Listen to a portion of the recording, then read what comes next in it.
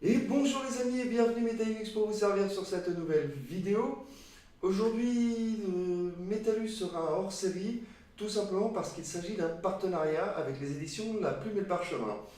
Le contrat est tel quel, c'est-à-dire qu'ils m'ont fourni un livre en PDF, oui si c'est une nouvelle de mémoire.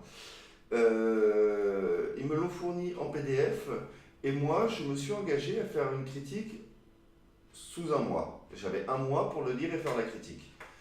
J'ai été sélectionné, hein, ils ont lancé un petit concours sur leur page, j'ai été sélectionné, donc voilà le contrat qu'on a.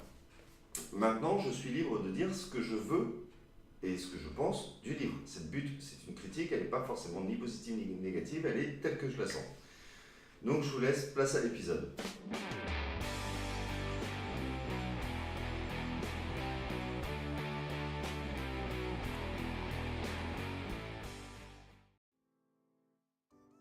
Le synopsis: Avanelia, jeune française tout à fait ordinaire, voit son père Georges refaire surface après 13 ans d'abandon.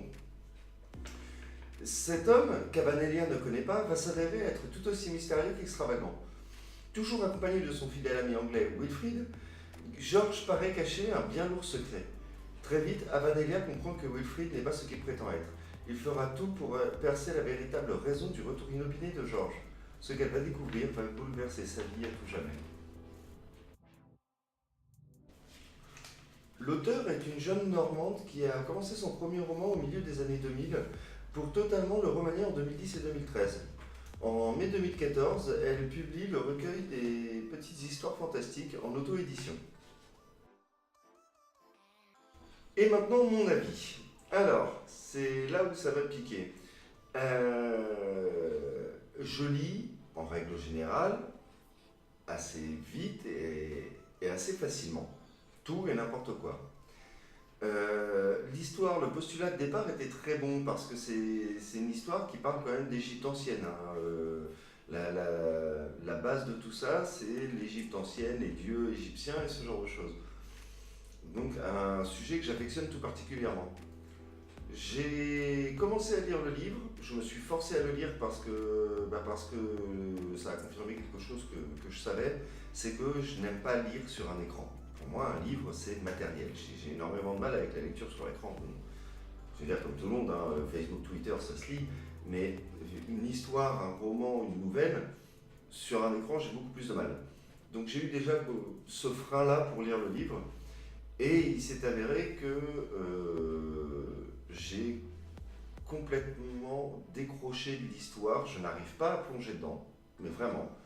Euh, je pense que c'est le style d'écriture que je trouve un peu lourd, mais je pense que c'est aussi dû à la jeunesse de l'auteur.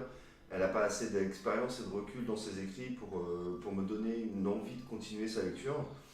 Et puis, euh, et puis quand je vois sur le PDF fait 127 pages, sur 127 pages, les quasiment 10 premières pages, c'est le prologue.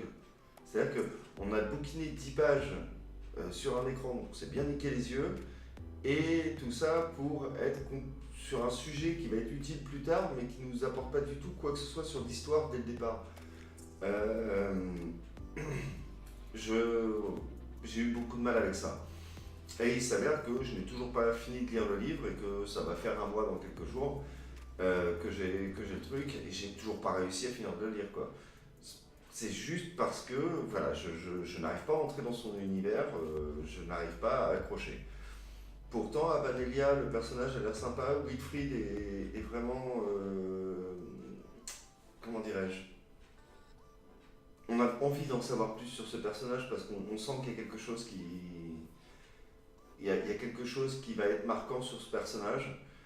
Et à Vanelia, apparemment, on va tenter de découvrir le secret de Wilfried et de Georges. D'après ce qui est dit dans le synopsis et enfin, en règle générale, enfin, voilà, sur la présentation du livre. Euh, et j'ai l'impression que c'est plus une petite ado amoureuse. Voilà. C'est une petite ado amoureuse d'un mec plus âgé et donc elle sait pas trop comment se comporter parce qu'elle sait pas gérer ses sentiments. Tel que c'est écrit, c'est l'impression que ça donne. Donc faudra voir le jour où j'aurai réussi à finir de le lire. Je vous pouvez peut-être un complément de la critique au passage. Mais voilà, je prends un petit œil pour vérifier que j'ai rien oublié sur ce que j'ai à dire. Euh...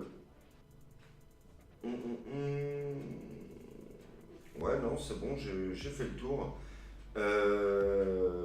Après, à côté de ça, je vais quand même vous mettre le lien pour aller sur la page de la maison d'édition. Euh, je pense pas que je reparticiperai à ce genre de concours parce que, comme je vous dis, j'ai beaucoup de mal, tant que c'est pas en physique, j'ai beaucoup de mal à lire. Donc je vais pas me rajouter des contraintes.